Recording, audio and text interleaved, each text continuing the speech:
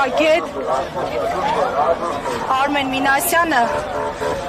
Մինասյան, հանուն եկեղեցու բազմամարդ ես հավաքը, արդյոք հույսեր է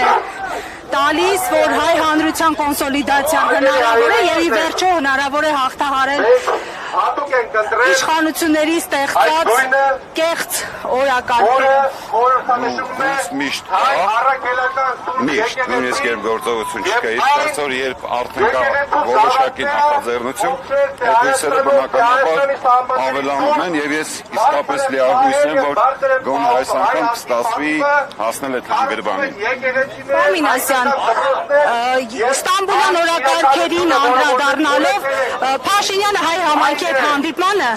ասաց ինչ կա, Զանգեզուրի միջանցքի հենց անունը տալիս ենք, ասում են Թուրան, են ինչ կա, թող իրենք էլ օգտվեն, մենք էլ օգտվենք, այս մտածելակերպը արդյոք ճշմարիտ է, հաշվի առնելով տարածաշրջանային իրողությունները։ Տեսեք, ամբողջ խնդիրը տերմինների մեջ է, երբ որ ասում ենք Զանգեզուրի միջանցք, ինչ ենք նկատի ունենում, դա Հայաստանի ինքնիշխան հսկողության տակ եղած ճանապարհ է, որտեղից Ադրբեջանն ու Թուրքիան օգտվում են ճիշտ այնպես, ինչպես աշխարհի մնացած երկրները, թե դա ինչ-որ արտոնյալ ռեժիմ է նախատեսում առանձին պետությունների համար։ Հասկանում եք, այդ միջանցքը քարոզչական կլիշե է, որի տակ որևէ մեկը ոչինչ չի բացում։ Այսպեսին միջանցք չի, ճանապարհ է, թող իրենք էլ օգտվեն, մենք էլ օգտվենք։ Okay, 2021 թվականից սկսած ինքը ասում էր, որ մարզակետերն են պատրաստ, ճանապարհն է պատրաստ, երբ ուզում են թող օգտվեն։ Ճանապարհից օգտվելու որևէ սահմանափակում չի լինել։ Այսօր էլ կարելի է Հայաստանում հանդիպել թուրքական պետամարամեջներով բեռնատարների, ճիշտ է։ Ինչ տարբերություն որտեղից է սահմանհատումը տեղի ունենում, բայց արդյոք միջանցք կոչվածի ներքո մենք ունենալու ենք Թուրքիայի կամ Ադրբեջանի համար արտոնյալ ռեժիմ։ Արդյոք Հայաստանը կարողանալու է բեռները ամբողջությամբ ստուգել, ինչպես վրացիների, իրանցիների դեպքում է։ Սա է ամբողջ խնդիրը։ Մինասյան, երբ տարածաշրջանում հիմնական խաղացողներից երկուսը Իրանը եւ Ռուսաստանը պատերազմի մեջ են, Հայաստանի Հանրապետության իշխանություններն էլ ասում են, որ այս իրավիճակում օբյեկտիվորեն այլընտրանք չունեն, քան երկխոսելը թշնամիների հետ։ Այս հավաստիացումը օբյեկտիվ է թե ոչ։